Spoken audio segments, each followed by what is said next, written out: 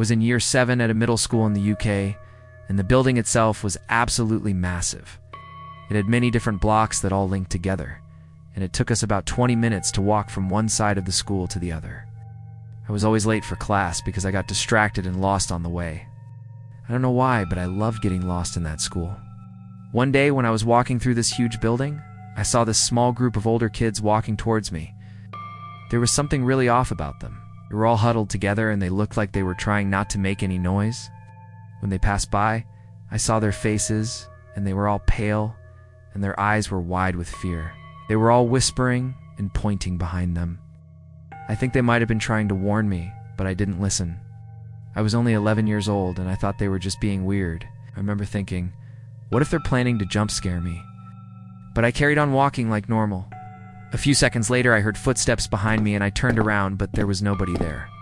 However, I could hear these footsteps following me as I walked. I began to get scared, and I started running because I knew whatever or whoever was behind me was getting closer. I didn't know where to go. I didn't know the school that well yet. I ran past classrooms and down corridors, but I couldn't get away from those footsteps. I was then in this corridor, and there was a locked fire exit door at the end of it. I didn't know whether to go through it or not. I remember thinking, do I go through the door? Maybe whatever is behind me won't be able to get through. But then I also thought, no, what if whatever is out there is worse than what's in here? I ended up going through the door, and I found myself in this dark tunnel. It was pitch black, and I could hear rats squeaking in the walls. The floor was wet and dirty, and it smelled like stale waste.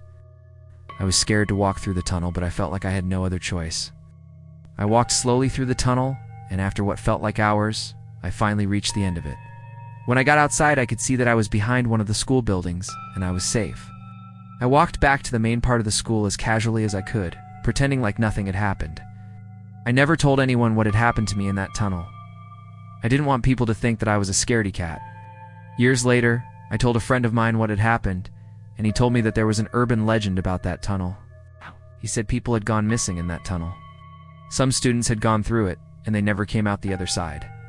I don't know if any of that's true, but it sure as hell made me believe that I wasn't crazy. I'd still go back to that school sometimes, and every time I do, I avoid that tunnel. You never know what could be hiding inside. It was my first year of high school, and I had just moved to a new city. I had no friends, and I knew nobody at my school. I was sitting alone at lunch when this girl sat down across from me. She introduced herself, and she asked me if I wanted to be friends. I was so happy because I had been wanting to make friends since I started that school. We started talking, and she seemed nice, so I agreed. The next day, she came up to me during break time, and she invited me to go to this abandoned house near the school. I had heard rumors about that house before. People said that it was haunted and that some teenagers had died there. Of course, I wanted to check it out, but I didn't want to admit that to my new friend. I tried to make excuses as to why I couldn't go, but she wasn't having it. She told me that I was either coming with her or she was going to tell everyone at school that I was a chicken. When we got to the house, it looked like this. It was really creepy, and I was scared. My friend told me that she lived near the house and that she had been wanting to explore it for ages. We walked up to the front door and she knocked. Then we waited.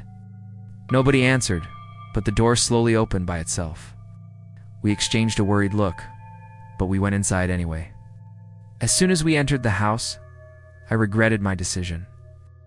Everything was covered in cobwebs and trash, and I could feel eyes watching us from the darkness. My friend flicked on the light in the hallway, and we could see that there were these strange symbols drawn on the walls. They kind of looked like pentagrams, but they had extra lines and weird markings. I didn't know what they meant, but I didn't want to find out. My friend started walking further into the house, and I followed her. We went into a room that looked like it used to be a bedroom. There was a bed in the corner, and next to the bed was a full-length mirror. She told me that she wanted to see if her reflection would show up in the mirror. She stood in front of the mirror, and I turned off the lights.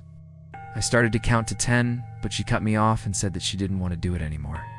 She told me that she could feel a presence in that room and that she felt sick. I told her that I felt the same way, and we left the room. We walked out of the house and never went back. The next day at school, I told my friends what had happened. They all said that I should have known better than to go inside that house. They told me that the ghosts of 2 young girls had died in there. They said that the girls had been sisters and that they had hanged themselves because their parents were going to send them to an orphanage. Apparently, the mirror in that bedroom was possessed. If you stared directly into it, then the ghost of one of the girls would climb out and strangle you. I don't know if any of that's true, but after hearing those stories, I never wanted to go near that house again.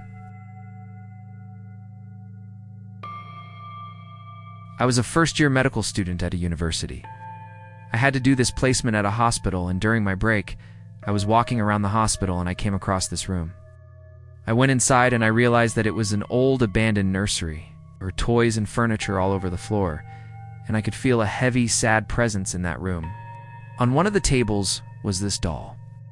I don't know what it was about that doll, but it creeped me out. It had a blank face and its eyes were black. I didn't want to touch it, but I had this sudden urge to take it with me. I picked it up and I continued walking around that room. I don't know why, but I felt like I had to hide that doll. I found this empty cupboard and I put it in there. I was scared that somebody was going to find it and ask me questions. I didn't want to talk to anyone, so I ran out of that room and I hid in the bathroom. When my break was over, I went back to that room to get rid of the doll. But when I opened the cupboard, the doll was gone. I searched everywhere for it, but I couldn't find it anywhere.